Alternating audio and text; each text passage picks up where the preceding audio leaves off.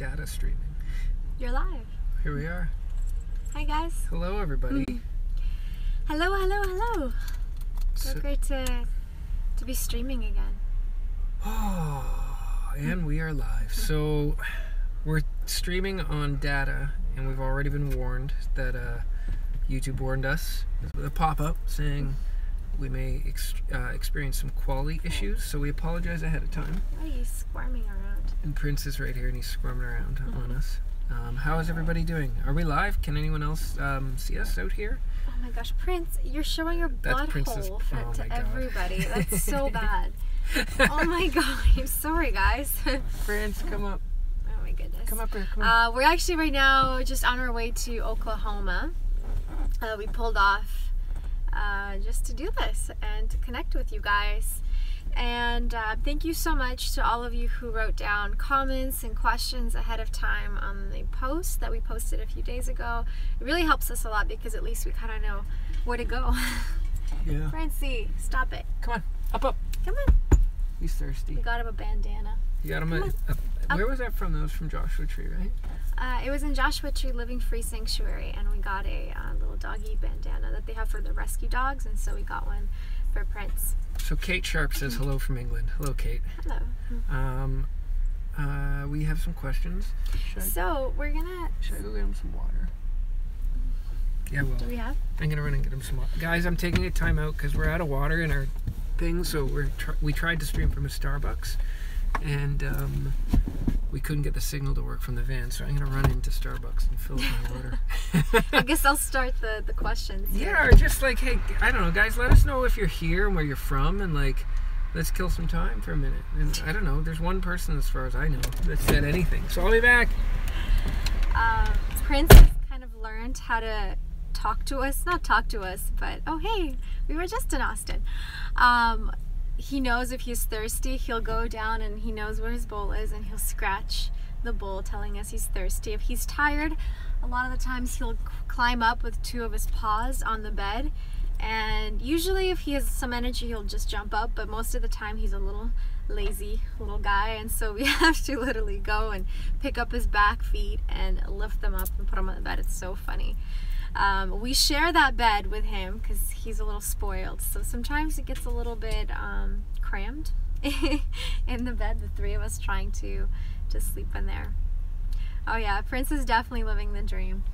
He gets to wake up every morning somewhere new. We take him to so many different state parks, so many different areas, through our travels. So it's always a different place from a different climate, a different terrain.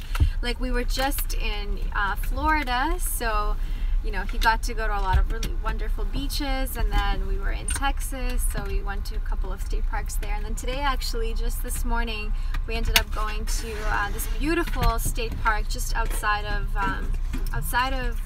Dallas or Texas, I guess.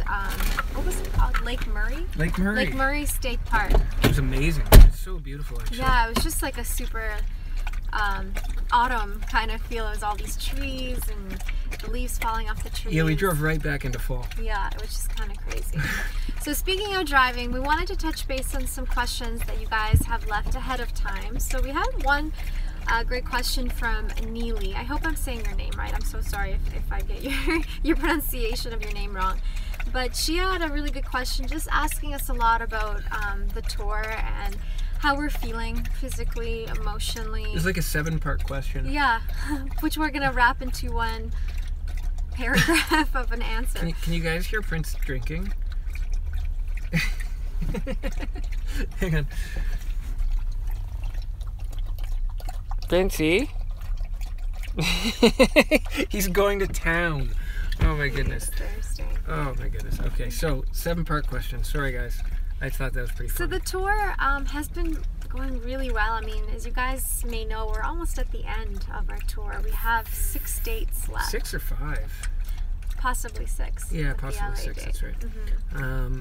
But I think it's funny because we talk about it a lot. Obviously, we have a ton of time in the van driving every day to discuss how we're feeling, about ourselves in the moment, about the tour as a whole, what we're doing, where we're going to go next, and all the things that evolve around, this kind of massive massive road trip. And we figure, and it's funny when someone asks us, it really sort of forces us to crystallize our thoughts. We're talking about it, and we're like, it's interesting. It's almost like there's a really beautiful duality to it all. On one side, I mean, we're exhausted. Like, we're feeling burnt out, for like, sure. But we kind of knew we would. We Yeah. expected it. I mean, you know, we knew what we were getting ourselves into. This is going to be a long adventure and a lot of, you know, different stops and meeting so many people, and a lot of the times having to do extremely long drives and go right up to the event. So it does get pretty draining. Yeah. And we knew, and yeah, I think we did. And when we were booking it, and we were looking at the calendar, and you know, the tour started as a road trip idea to make content, and then with everyone's enthusiasm, sort of applying to do a tour with us like this and to host events, we knew, as we were saying yes more than we were saying no, that we were slowly changing the construct of the tour of the road trip to an actual tour. And I think what we really didn't think about was that there'd be a feeling, and it's a feeling that, you know, tends to haunt us on this trip, that we're not taking enough time for us, but enough time to see what we're driving through. I think that would be probably one of the only disadvantages, I guess, of the tour. Yeah, it's kind of heartbreaking. We find when we focus on it from that perspective, that, you know, we come to all these beautiful places, and we're just like motoring right through. And then we get a day like today, which is a day off, which is great. Yeah. But then we have to jam it with all kinds of stuff to do, which we love and we signed up for. So we're not complaining, and we're not victims in any sense of the word. It's just kind of, you know, the reality Yeah, of it's it. just understanding the reality. Yeah, exactly. but at the same time, you know, when we get drained and exhausted, but then we get to our event and we're meeting like the organizers and then the people, and the whole class begins, like this energy and this positive energy just fills us up so much that we leave the events feeling so re-energized. We're like, wow, this is better than like a 10-hour sleep. Like, you know what I mean? You're just getting so pumped up. So I feel like it's a constant wave and a roller coaster where we get very exhausted from the long travels, but then at the same time we get kind of lifted up with all the people. And, you know, we've been meeting so many incredible people, you guys, and connecting, and having these conversations and connecting with people. I mean, there's a real thing in our life where a lot of the time when we were in Toronto, and also when we were traveling, we feel very alone. In our perceptions, the way we see the world, the things that we dedicate our lives to, the things we feel passionate about. And this has been such a wonderful opportunity for us to connect in conversation and in energy with so many people that we have so much in common with. So that alone, I think, really carries us through this thing. And then that's the duality of the tour. I mean, I wouldn't change a thing because of that, because less dates and more time to see everything is less conversations and less connection and real human connection. So that's why it's like, I don't think there's a bad thing about this. I think we've talked about it, and it's been the best thing that we've been able to do because of Boho Beautiful. Yeah, and it was so great to meet you too, Francesca. I know we're trying to read comments as they come along, but just had a very sweet comment from someone that we met on our tour, and so it was wonderful to meet you too. So that's kind of, you know, what's going on right now with the tour. So that's a good lead to where are we going after. Right. Now, because we felt like there's just been so much going on for us, and it's been a little bit challenging also to keep up with, you know, with our business. So after the tour, we're going back for a month to hang out with my mom and spend the holidays with family for December. But then come January onward, we're going to be going to Costa Rica for about 4 months. We believe, maybe more. Depends how life turns out. We found a friend of ours who owns one of our favorite vegan restaurants in the world called Love Burger in Samara, Costa Rica. Check out their Instagram. Check out Love Burger's Instagram. Tell them we sent you. Yeah, it's amazing. They're such beautiful. It's a beautiful couple, Fabrizio and Sandra, and similar to us, they have just dedicated their life to something they feel very passionate about. Yeah. So they helped us find a little house, so a little cheap house to rent on a hill. And so we get to really experience like living as a local in Costa Rica, which is going to be really great because we've only, the longest time I think we've spent in Costa Rica has been a month. So now we get to go for an extended period of time, and I think this will just allow us to kind of slow everything down. Yeah, slow ourselves down a little bit and catch up on what we need to catch up on, and focus on getting a lot of videos out for you guys, both on YouTube and Patreon. Yeah. It's gonna be really exciting. We're taking Prince with us, so it's gonna be his first time going on a long plane ride, which I'm already stressing about, trying to figure out, oh my god, paperwork and all this stuff. So it'll be good though. And it's great because on this tour we're really in the moment, and it's wonderful to live so intensely in the moment, because it's like, now we got to drive, now we got to do this, now we got to do that, and it's constantly in the moment. But I think what's going to be great about Costa Rica is we'll be able to focus internally on ourselves while we catch up from everything in the past that needs attention, but also while we really start to make some plans for ourselves for the future. Yeah, exactly. So and just rebalancing is going to be really great, I think. I saw something in here. What about another tour next year when you stay several days or a week in each state? That's from Katie Churchill. It's funny because one of the last question is, would you do this again? Yeah. And I think we definitely would do this again, but I think we would probably spread it out a little longer to give ourselves just more time to actually see certain places. Like we passed through, like somebody just said hello, Melissa from Wilmington.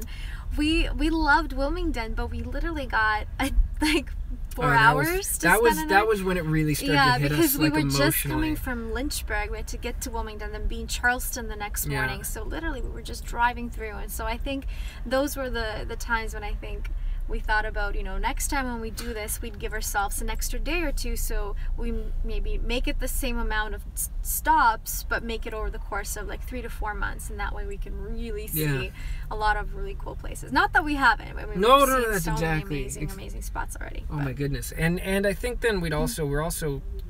It came up yesterday because we don't like to talk about doing it again too much while we're in it, but we already were like, we should go to Europe. So we're talking. It's, in the discussion, I don't know how we'll make it happen, but maybe we just go and rent a car and just drive around. We're not even sure what the logistics would be, but going to Europe would just be a dream for us to do something like this, but also just to do like a really beautiful road trip.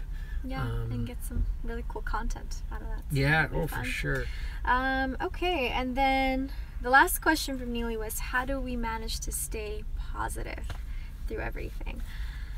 How do we stay positive, babe? I think we really try to, even when we feel negative, understand that it's just a fleeting, momentary emotion. And I don't know, I think we talk about this in every live stream, but we really challenge ourselves, and I get really wound up sometimes. And I have to challenge myself constantly, because I'm such like I'm very OCD, and I'm very just like focused on this, and everything needs to be perfect. And so when either of us start to feel not positive, we have to pull each other out and focus on the idea that it's an emotion, and that means it will fade. It will come, it will overtake us, and wherever it's coming from, if you can recognize that, you can also then usually recognize how to slowly or quickly take those breaths, center yourself, and remove yourself from whatever that feeling is, so that you can actually just exist. Because at the end of the day, I mean, living in those kinds of feelings, it's not worth what it takes from you. So shifting it in whatever way you need to positivity, and to just appreciation of life and everything going on around you and what you have, rather than the things that are bothering you. Exactly. It's like that saying, you can't control what life gives you, but you do have control over how you react to those situations. So even at hard times or stressful times, just knowing that you are in control of your thoughts, you're in control of your feelings, and learning how to step away from the crazy thoughts for a second, just take a couple of deep breaths and come back to it. I think that's helpful for me. Sometimes also I find if I'm feeling in a very negative state of mind, being in nature and finding a way just to do a couple of grateful affirmations, so affirmations of gratitude. So there's always something each and every one of us can be grateful for. You know, we're here, we're alive. That's one thing already to be grateful for your life, right? So finding little things, you know, your family members, your pets, your loved ones, something that makes you smile every day. Once you start to put your focus to that, it will help you overcome any other little negative whatever things that will go away anyways after an hour or a day or two. So, you know, just always finding a way to shift your frame of mind, I think is a very important tool in helping you always stay positive and always see, you know, a glass half full.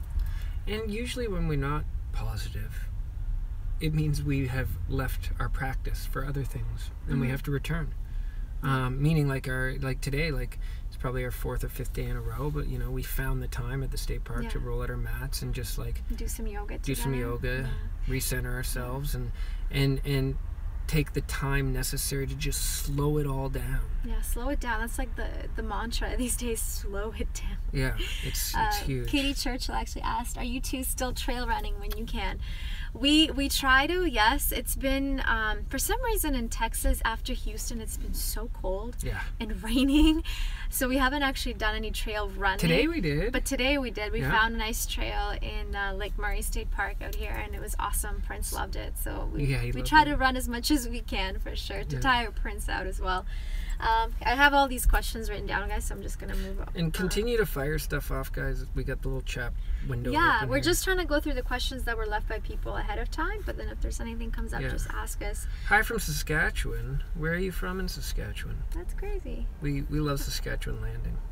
That's like a little provincial park we love so much. Yeah. Yes, I'm so mad at Austin right now for not being its usual gorgeous self for you too. Oh, and you know what's funny about that, Francesca, is that like even so, we loved Austin. It was such a beautiful place. Austin is such a cool place. Like we ended up the next day actually trying to find some lunch, and we found a great little park. We found a great park, and they have so many food trucks and all these amazing little vegan spots. Like it's so artsy, so cool. I loved Austin. I wish we again had a little more time to spend in Austin. But yeah, 24, 36 hours, something like that. It wasn't so I'm gonna move over because we're talking about trail running exercise. We had a question from Danielle about how do we personally exercise, and especially while we travel. So you know, the videos that you guys see on YouTube, on Patreon, is pretty much what we ourselves do as well in our own practice.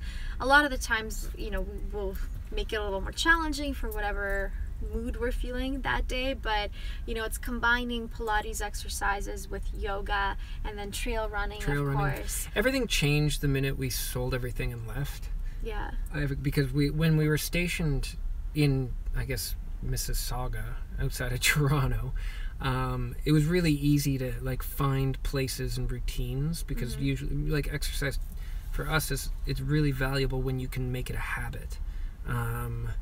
And I think when we left, it really challenged us in a lot of ways to figure out how to intensify things like our mat practice, and really, instead of just doing yoga for breath and release and centering, to really bring in the physical aspect to it. You have to have that balance, right? Like we can't, for us, it's challenging our bodies, but at the same time learning and, you know, breathing and stretching. So we have some dumbbells in the back of our van, so from time to time we'll add in some dumbbells into the practice. So like for me myself, I do a lot of like Pilates exercises, but I'll have like 5-pound weights with me just to challenge my body a little bit more. Mark has a little heavier dumbbells for his own stuff that he does. So you know, a lot of what we do is all mat based because we don't have a gym. And the trails actually have been a blessing for cardio. Because I used to play a ton of hockey, and I miss that sort of competitive feeling. So at least when we're trail running, it's competitive personally, because you have to push and you have that limit and you have to break through the limit, and it's exhausting and you sweat and like, so yeah, I mean, it's really just about finding the time. It's still, so now the habit has changed to like, instead of going to the rink or going to the gym or going wherever we would go and do the things we would do in Toronto, now it's about like finding the habit of finding the time. to Yeah. give back to ourselves. Because And really, yeah. that's all. That's all it is. And the fun, the time can be half an hour. Like today, I think we took 45 minutes after the trail run. We literally like found a little picnic area, rolled out our mats, and just did yoga. And like people driving by on the road, they're like these two crazy people Oh, and the yeah. dog just doing yoga. The dog was But- lying on my mat. But we didn't care. We just needed that time for us to stretch because it's hard on the body, especially when we do long drives in the van. Like your body needs to move and to stretch. yeah. So we definitely need to find that time for ourselves. So they were all going to ask if we strength trained with weights. So yeah. Yeah, so we do. I mean, I don't do heavy weights. I just do 5 pounds Just, sometimes. I mean, we did the one in Joshua Tree with the blocks, and Yeah. that's actually a lot of those are the exercises we might add a light weight to Mm-hmm. instead of just a block. Especially when you do like Pilates exercises, like you're not going to be adding 20-pound weight to it because you can't. So, usually say depending on your level between like a 2 to 3 pound weight to 5 to 8 pound weight, and so you just add it into the exercises. Maybe one day Could you do a video for strength? Yeah, training? so we should do it It's actually a great because we idea. do have weights. So maybe we'll do the 1 hour because we have an hour-long yoga class for you guys this month. Again, we just posted a half hour on, but we promised we'll to do do a another full hour. hour one. So maybe we'll do that and add some weights for you guys so you can kind of see how you can incorporate light weight training into the flow and Pilates practice. I think it's very beneficial and it allows you to challenge your body a little bit more, especially if you feel like sometimes the workouts start to get a little too easy. So it's definitely a great way to challenge your body. And then actually we had a question from Helen about how do we remember the routines that we do for the videos, and This is a good one. We talked about this one last time too. and if we write them out before we shoot. So we shorter this time because I think we talked about it for a while. We usually, before we do a class, whether that is Patreon or YouTube, we'll have a theme and idea that we know Yeah. we're going to touch We on. kind of just sit down and figure out what we feel like is the right next step. I mean, it's funny, we're just constantly creating what we think the right next step for the channel is. So we'll talk about, which body part or what we want to accomplish or what kind of video and that kind of thing. And then, you just go. We just get, like, it's So very it's like- improvisational. Yeah. If it's, if it's a flow, like a yoga workout flow, and we want to focus a lot on the lower body, we'll kind of have that idea, and then I'll get on the mat and I'll just, I don't know, it's weird because I feel like I've been teaching for such a long time. It's kind of like It's not teaching though. but it's just I don't mean doing to. It's not. It's how you do your mats, and we do our mats when we sit on the grass. Yeah. Like if we rolled it out right now, and we get an idea of personally what we want to focus And on then for you a just day, go with it. and then you go with Yeah. it, and you just it. And I made this analogy, and I love it for you as well because it's like any kind of. It's almost like. It's like surfing or snowboarding or art or whatever it might be where you have a set of tools. And Juliana has a very vast set of tools in her toolbox. And then when she comes up with an inspiration or an idea of what she wants to accomplish with those tools, it's a matter of you kind of just fall into it. It's just flows. And like, it's flow. We don't, I don't have a list of the exercises I'm going to do after this. I just literally, I don't even want to say I make it up on the spot, but it's, You don't because you're pulling from because things I'm you- just you- pulling, like I'm just going with the flow. So that's kind of how usually we plan our workouts. For example, like we want to do a class for you guys for an hour with weights. Like we have that idea. So it'll be weights, there'll be Pilates exercises, we'll be targeting certain areas of And the then we'll body. talk about should it be more mat based or should Yeah. it be more standing based, and that helps with the camera angle. So we then we just kind of go. Thank It's you. really cool. It's Thank you, it's really Melissa. really cool. And then actually Helen had one more question, which is very exciting, about our LA tour dates. So I don't know if we've actually talked about it.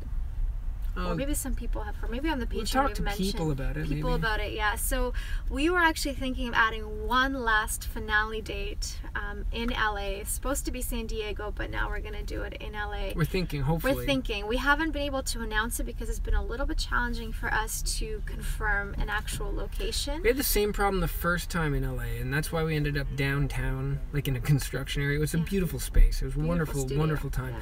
But and it was in the middle of the afternoon, so it made it really difficult. And for a lot of people to get to, because you're getting downtown in the middle of the day.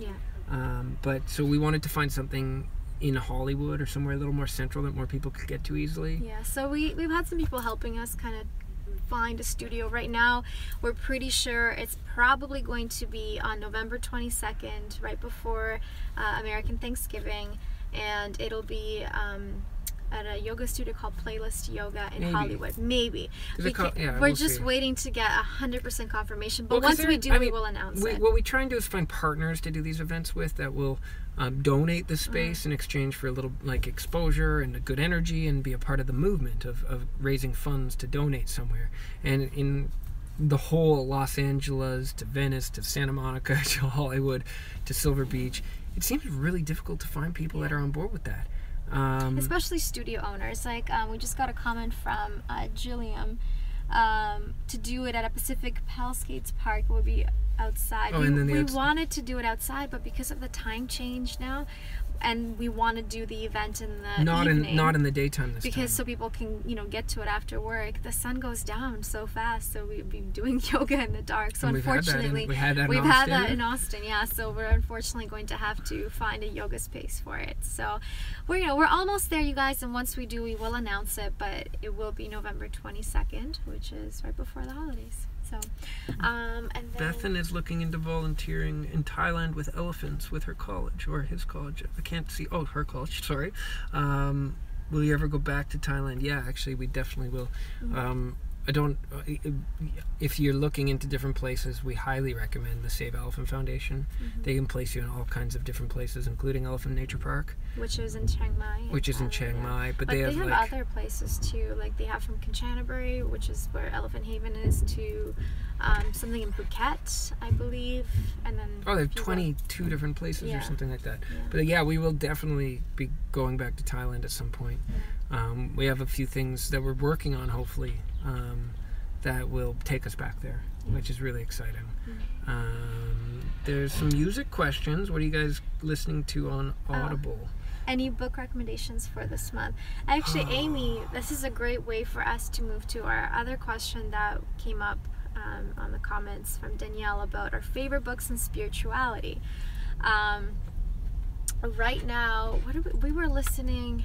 We weren't using Audible, but we just downloaded an audiobook, the autobiography.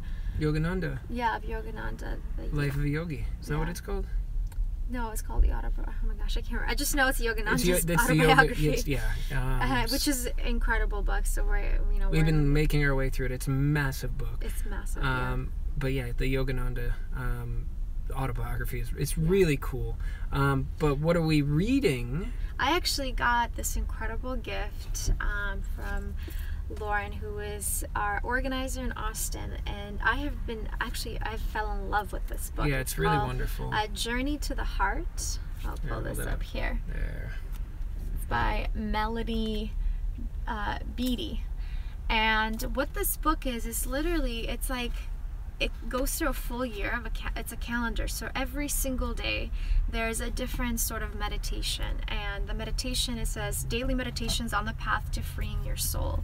It's beautiful, you guys. Like, I mean, I'm not gonna read it all to you, but seriously, every day is just a short little excerpt that she wrote. It's like a minute long. That she wrote them all as she was traveling around America. So it's very reflective for what we're doing. She did a year traveling around America and wrote this whole calendar of all little meditations and thoughts for each day. And so it's not like an intimidating book in a way like, oh, I have to sit down and read all this. It's this is a great way to include into your practice. Like after you've done your yoga practice, read a tiny insert from whatever date it is. So you read, November 11th, and see, what it is. We've had it for 3 days, and it's been incredible. So you guys should definitely check this book out.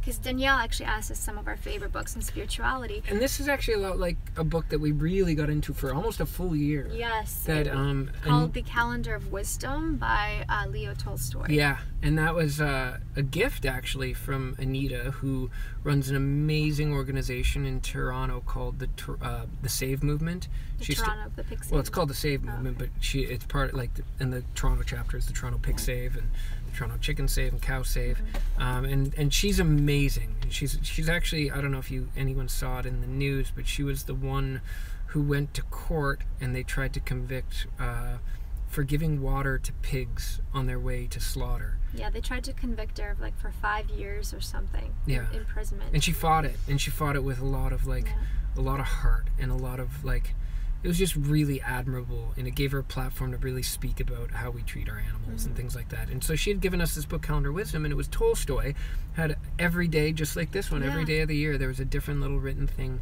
with under a different topic, and you would read it, and we read it together every day. Every single morning. And it was just a great way to start your morning, because it always spoke about a different idea, a different theme, and it's Very philosophical. Very philosophical, very inspiring. Made you think a lot about your place in the world. So that's definitely one of our favorite spiritual books. And then, you know, we have our go-to ones, like Eckhart Tolle. We read both of Eckhart Tolle's books. There's the New Earth. He's got lots more than both those two. Yeah, I know, but we've only written those. The New Earth and The Power of Now. Those are amazing books to read. What else? Oh, well, Alan Watts. Alan Watts is amazing. That's like the two sides. We really love Alan Watts because he's really philosophical and sort of like deconstructive of like just being a human and existence. But then we really love Eckhart Tolle because he embraces humanity and just wants to kind of deconstruct and understand like how our spirituality intertwines with our ego and with our mind and with our just sense of being. So that's a really cool sort of like double edge, Alan Watts and Eckhart Tolle. Love to hear them talk if they could ever just... Can you imagine how amazing would that be to have Eckhart Tolle and Alan Watts? I mean, that would be incredible just to sit in the presence of Alan Watts and to listen to his lectures in real life. Because we listen to a lot of his lectures, like, just online through YouTube. Actually, there's some really cool, I know, and it's not our sort of style or anything, but there's some really cool dubstep with Alan Watts. But it's chill step dubstep, so it's really laid back. But I remember when we were in Cambodia, we actually got, like, we put it on our headphones and do our yoga practice to, like, it's like philosophical like excerpts of Alan Watts speaking during like the rise and fall of a chill step track. You can literally just write like into YouTube like Alan Watts chill step and you can get an idea for it. And some of them are so and doing our practice with and that, like having his ideas come through you, it's really interesting. It just makes you really think of your existence and what it actually means. Like, you know, I think I actually listened to something of his today, and he was like, the most valuable question or the most difficult question you can ever ask yourself is, who am I? Oh yeah. You know, like, who am I? Like, actually, who are you? Like, who is this being inside of you? Who sees through your eyes? Who speaks with your mouth? Like, that idea. Also, actually, as I'm saying this, it reminded me of a beautiful poem by Rumi, who just like dissects that whole idea as well.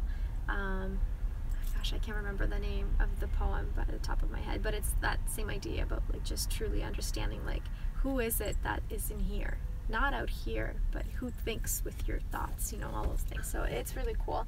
If you guys have any other favorite spiritual books, comment below, because we always... The Book of Awakening. Amy Lynn said. Oh, amazing. That'd be cool. Okay. We'll check that out, actually. Yeah, because it's always good to just share. I think there's always something we all can learn from one another. Right. So, all right, so let's move on to our next question here.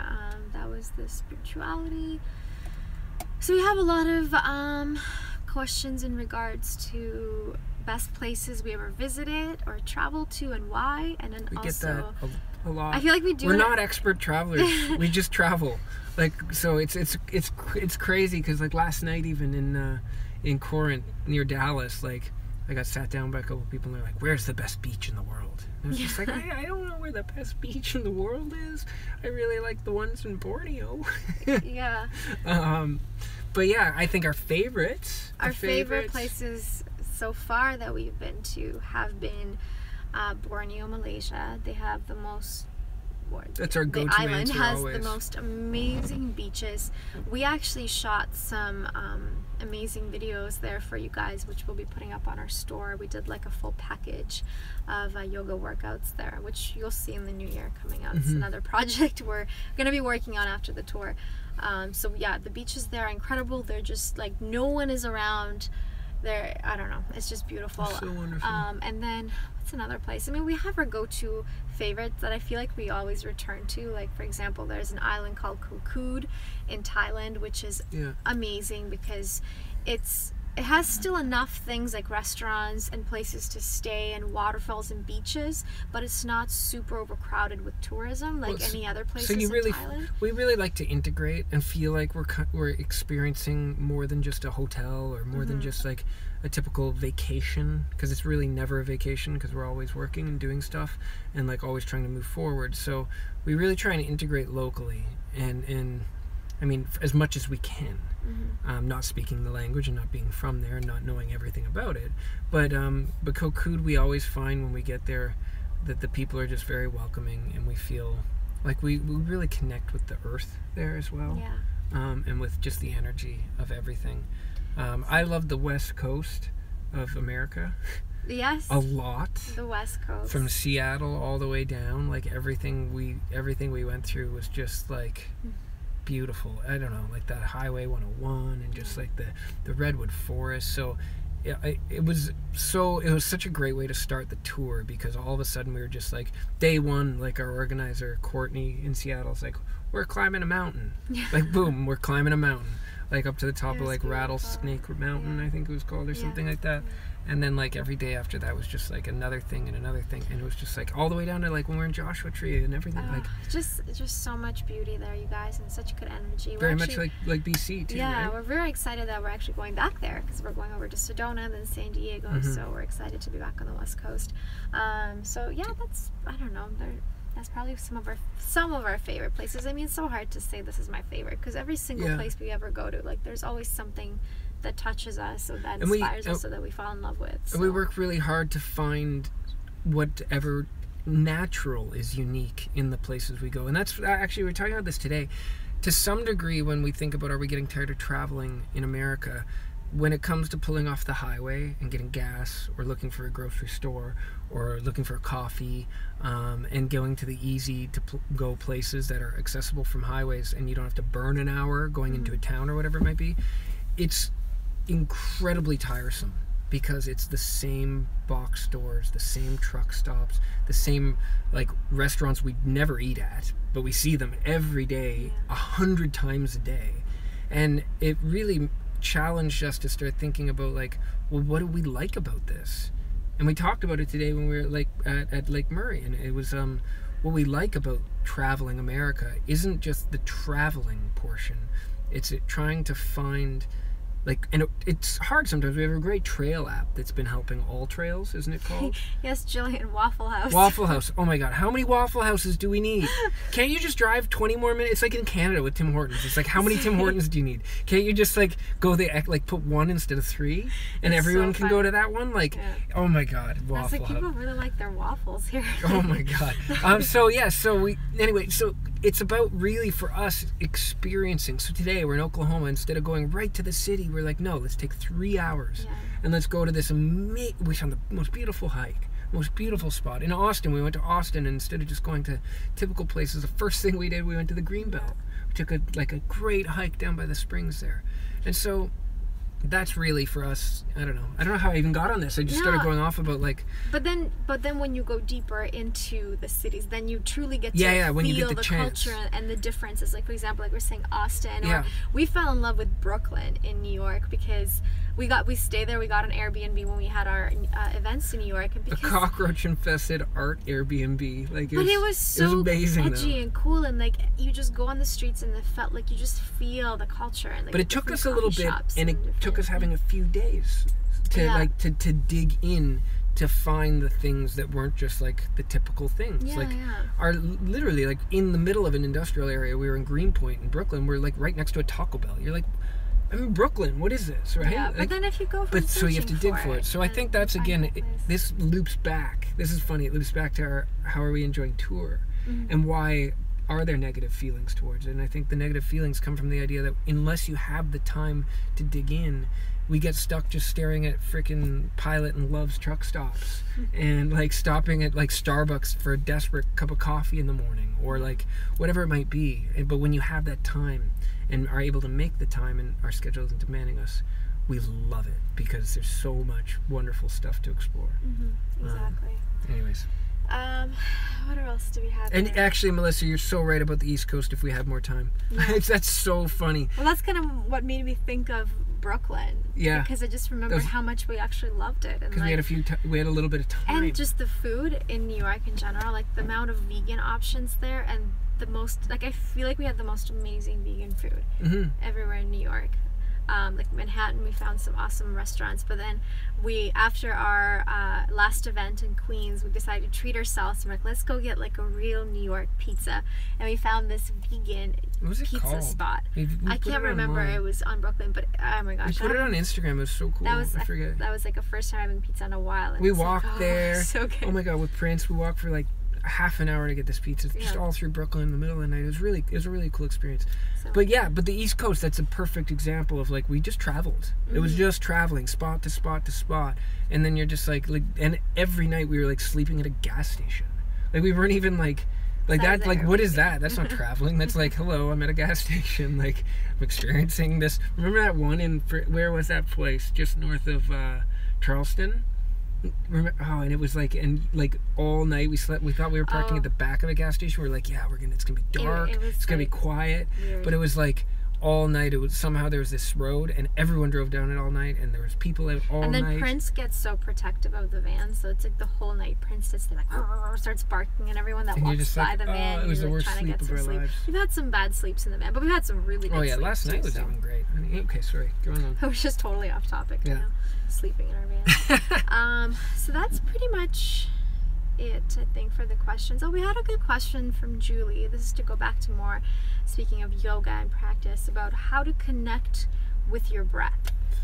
That's just like, so let's take it down to the very, like, the root of that. Not like how do we, or like how does somebody connect with their breath? How do you begin to do it? I think before you even start to introduce the whole movement and connection of the breath in a yoga practice, you have to first discover your breath. And it sounds so funny, but I find that when we first start to integrate and bring meditation into our practice, I think that's a very helpful first step, because it allows you to sit, it allows you to truly be aware of the moment that you're in and truly become aware of your breathing. Because I feel like a lot of people, like, we don't think about breathing. Sometimes even in practice, people end up holding their breath because it's like their body's response, like, oh, this is difficult, I'm just gonna hold my breath until I'm over, you know what I mean? Like, so learning how to first breathe, be aware of it is the first step. Well, most of us breathe wrong.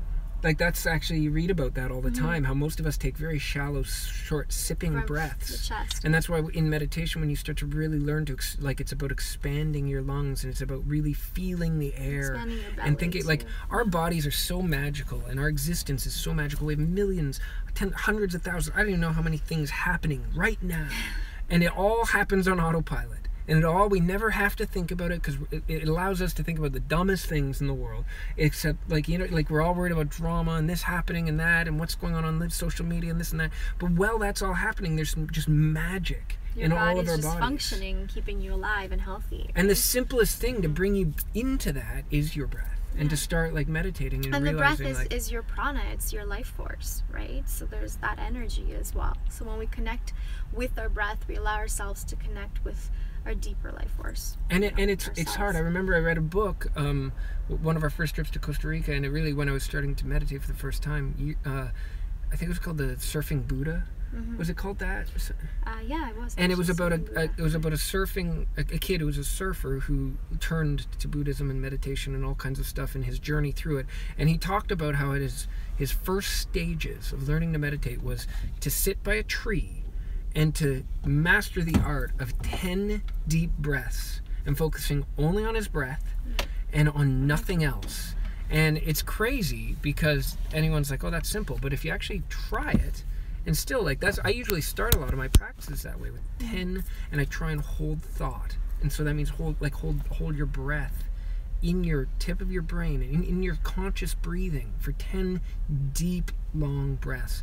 And it's amazing where your mind wants to go. Yeah, and also, like, truly trying to feel how it feels to breathe.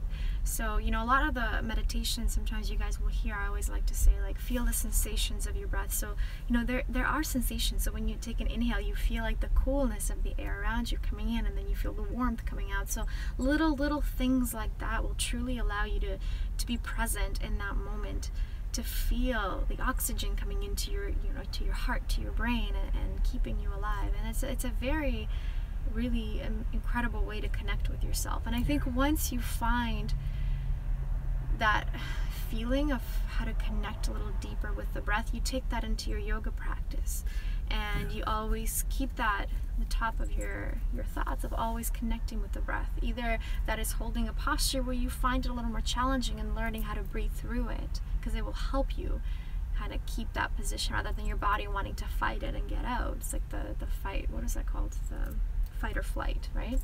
Yeah, and you put your nervous system into that kind of shock. You want to get out of a hard position. And you can come back to it at any time, in practice or out. Anytime things are getting crazy, your mind is wandering too much, you feel out of balance.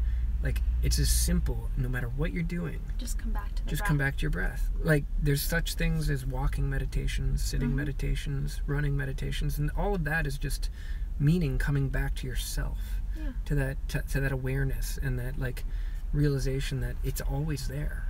Like, everywhere you go, there you are. That was a really great book I read too. Howard Zinn? Yeah. No, not Howard Zinn. Jon Kabat-Zinn. John Kabat-Zinn. Yeah. He does great meditation books. If you guys are ever interested in meditation. Everywhere you go, there you are. It's wonderful, and it really, that I think was a hinging moment to starting the journey of understanding breath more. Yeah. I hope that helps. Yeah. Any other questions, you guys? I think that was all we had from some people commenting. We're gonna hit the road very soon, but we just wanted to phone keeps flashing. It's down to under 10. Thanks. Yeah. If you guys have any other questions, other than that, we're gonna find a good spot for you guys to shoot an hour-long class. Can you post a link to the music you use in videos? Actually, we thought about. That's so funny that you asked that. Yeah, that's really funny. Because I had just had an idea yesterday to Mark. I'm like, we should make like a Patreon only, like a Spotify or SoundCloud playlist for you guys, just from like the music that we use in our diaries and our classes, something that you can include into your own practice. So that's definitely going to be something that we're gonna work on for sure for you guys. Could you do a few more intermediate advanced poses? From beginner level? Headstand. Okay. So do you want more tutorials on that poses, or you want me to include that into your practice? Some intermediate classes. Okay, amazing. Well, the hour-long class that we're going to do for you guys will be a little bit more intermediate and advanced, so I hope that's good. But then we can definitely do more tutorials on, different, more difficult postures for sure. We did a few on YouTube. We just did it twice. I think we did a headstand, actually. A headstand tutorial, and we did the Bird of Paradise tutorial. But then we'll do some extra ones for you guys for sure. Yeah, no problem. for sure. Yeah, we got some fun times to shoot soon, so we're excited to. We'll have a couple of days after Albuquerque. Yeah. No, before Albuquerque. Before Albuquerque, where we're gonna try and get an hour class for you guys, and then some tutorials. And then we have a whole bunch of time after this thing wraps up. Yeah. Oh my goodness. We're gonna do lots of videos in Arizona after the tour, so you guys have lots of good content. So guys, thank you. Yeah, thank you. And as you all know, I know we say it so much, but this tour is because of you guys. Like, we really appreciate you being here, part of this community with us. You truly are special to us. So thank you. It means so much. And meeting you guys when you're able to come out has been so cool. Yeah. And honestly, this tour, I mean, we're approaching, I think we posted today, we're approaching $20,000 raised. Yeah. And the only reason that money has been able to be raised is because your support through Patreon has helped put the gas in our tank to continue. So we don't have to worry about taking the money to pay our own bills. And this way we can give every dollar away to these incredible organizations. So that's all you guys. And we can't express our gratitude enough, honestly. Anyways, sending you guys all lots of love. I hope you have a wonderful weekend. Rest, enjoy yourselves, and stay tuned for more videos from us. And let us know if you have any questions, or if you want to just say hi. Always comment and write us a message on Patreon. All right. Say bye. Bye, guys. Bye.